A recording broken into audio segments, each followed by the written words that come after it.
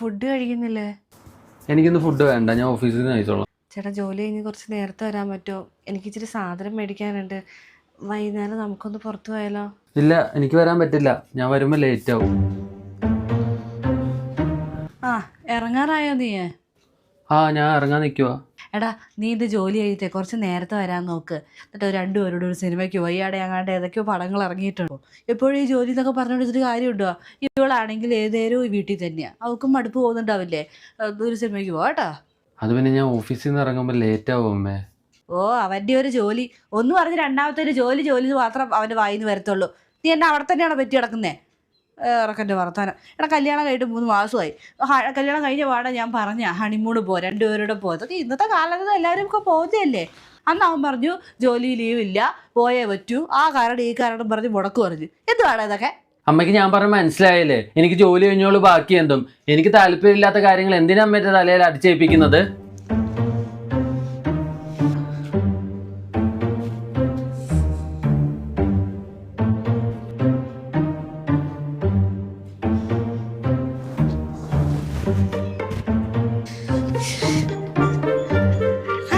എന്താണ് വിശേഷം ചേച്ചി? ഓ ഇങ്ങനെയൊക്കെ അങ്ങ് പോകും, തട്ടിയും പൊട്ടിയൊക്കെ. മരുമോൾ എന്തിയേ? ഉള്ളിലുണ്ടടി, എന്തോ പടിയില്ല.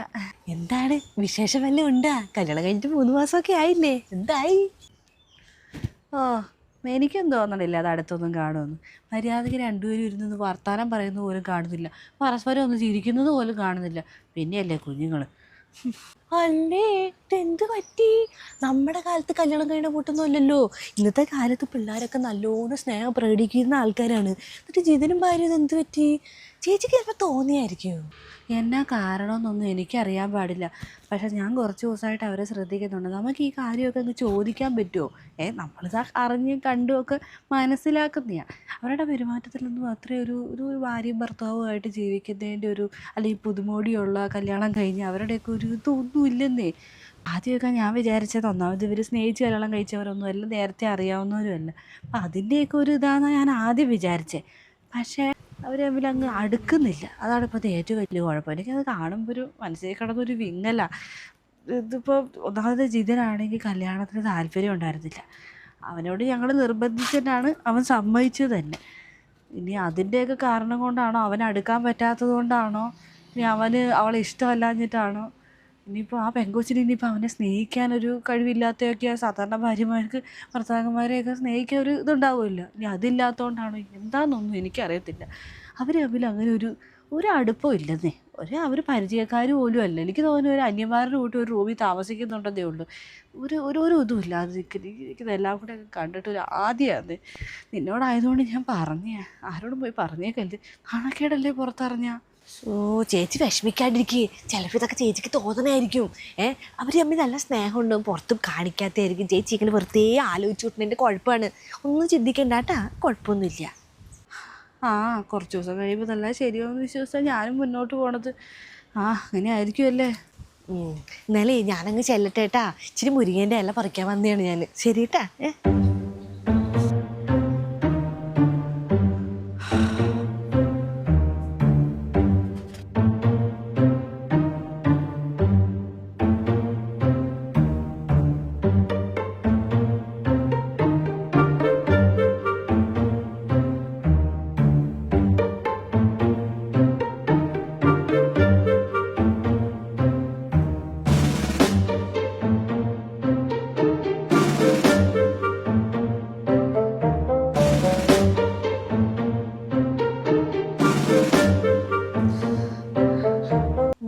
ഇപ്പം എങ്ങനെയുണ്ട്? ക്ഷീണമൊക്കെ കൂടുതലുണ്ടോ?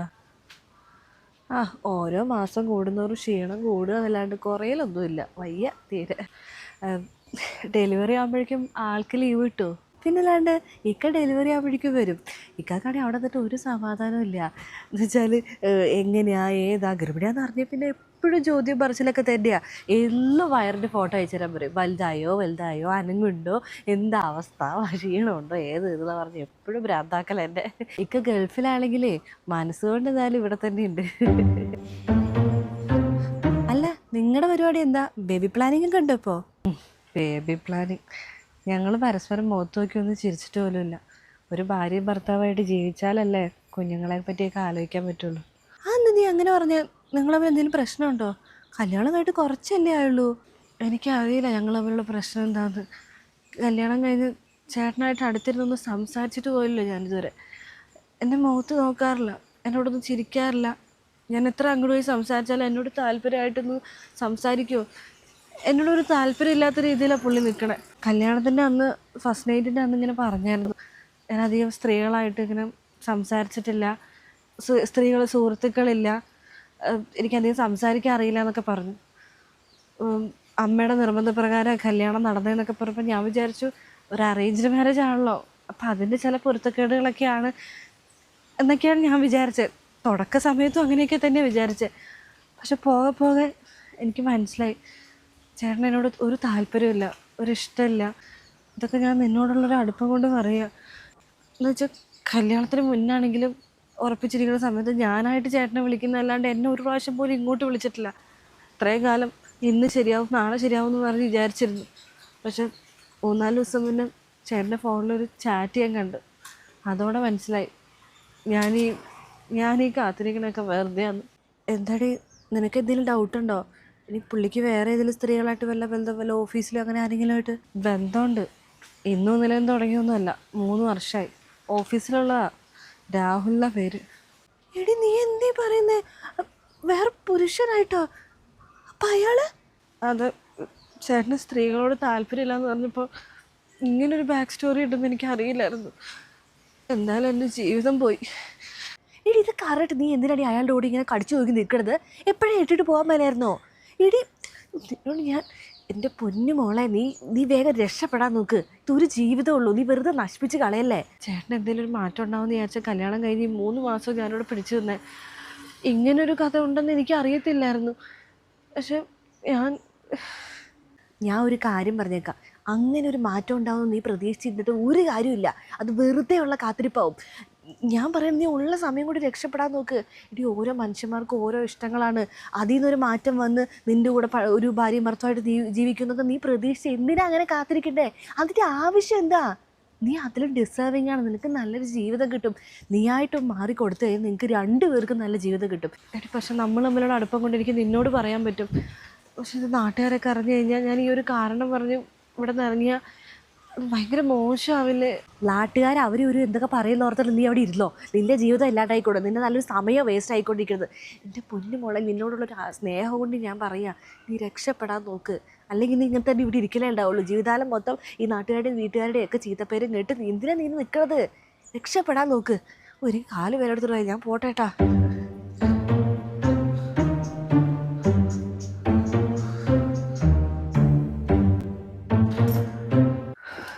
ഞാൻ ഇറങ്ങാം. എടോ സോറി.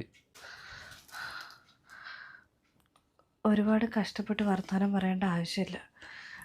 ഇതൊക്കെ ഞാൻ നേരത്തെ എടുക്കേണ്ട തീരുമാനമായിരുന്നു.